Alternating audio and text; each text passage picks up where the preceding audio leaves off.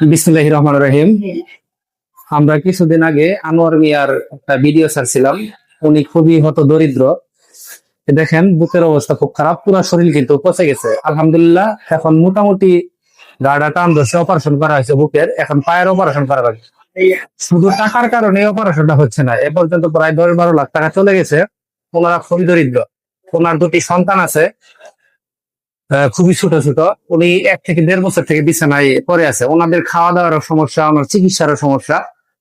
তাই আপনারা যারা এই ভিডিওটা আগেও দেখছেন, এখনো দেখতেছেন, কিছু সাহায্য না করতে পারলেও ভিডিওটা শেয়ার করবেন, যাতে কোনো প্রবাসী ভাইয়ের চোখে পড়ে এবং তারা যাতে সাহায্য করে।